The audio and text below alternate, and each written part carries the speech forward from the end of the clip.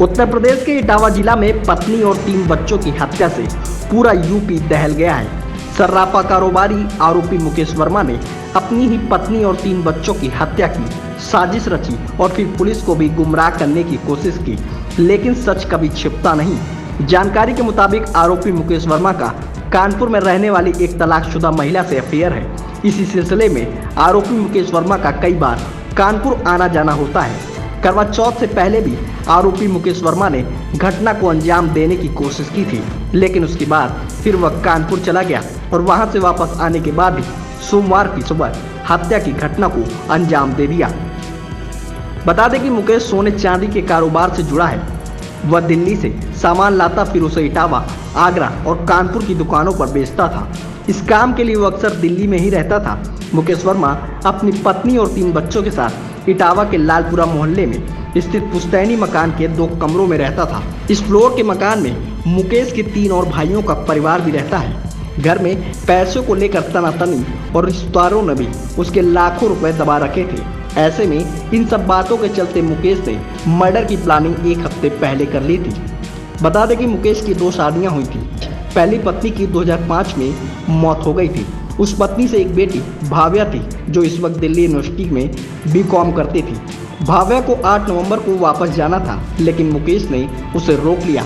इसके बाद रविवार को रात में पिज्ज़ा मंगाया, कुछ नींद की दवा उसमें और कुछ खाने में मिला दी। पिज्ज़ा का स्वाद बिगड़ गया, इसलिए बच्चों ने आधा ही पिज्ज़ा खाया, बाकी फ्रिज में रख दिया। रात में ही पत्नी रेखा और 3 बच्चों पर नींद की गोली का जब असर हुआ तो रेखा, बड़ी बेटी भाव्या और अभिष्ट नीचे वाले कमरे में आकर सो गए, लेकिन काव्या छत पर ही सो गई।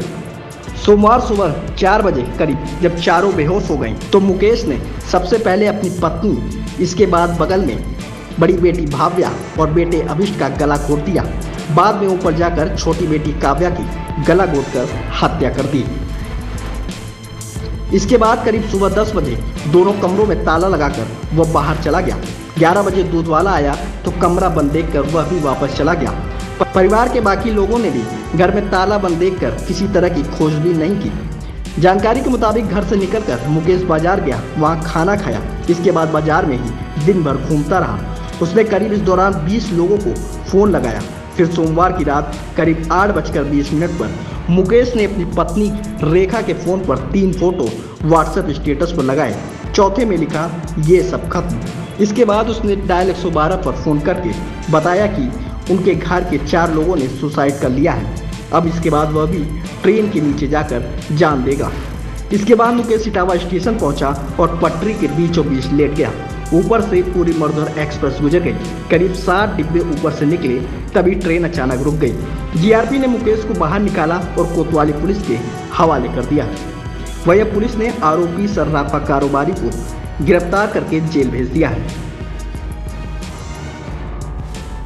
देखिए, जो मुकेश वर्मा गिरफ्तार किए उनसे काफ़ी पूछताछ की गई। कल उनको जो पुलिस कस्टडी में ले लिया गया था और फिर उनको चूँकि मेंटली जो सिक थे तो उनको मेडिकल में अस्पताल में भर्ती कराया गया था और आज उनको गिरफ्तार किया गया है। इस मामले में चूँकि उन्होंने जो आत्महत्या वाली बात कल आई थी कि आत्महत्या की सहमति पूरे परिवार के साथ हो चुकी थी उनकी, लेकिन चूँकि माइनर बच्चे थे और जब बच्चे अधमरे हो गए थे तो उन्होंने रस्सी का इस्तेमाल किया था, जो पोस्टमार्टम की रिपोर्ट से स्पष्ट भी हुआ है।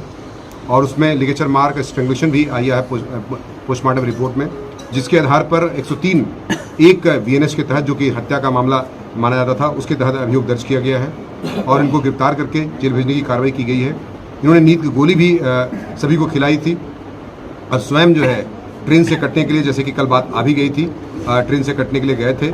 बाद में ये बच गए थे और मेंटली सिक होने के नाते इनको भर्ती कराया गया था। तदनुसार इनसे कड़ाई से जब पूछताछ की गई तो उन्हें पूरी बात बताई, जिसके आधार पर इन्हें 103 एक बीएनएस के तहत गिरफ्तार करके जेल भेजने की कार्रवाई सुनिश्चित की जा रही है।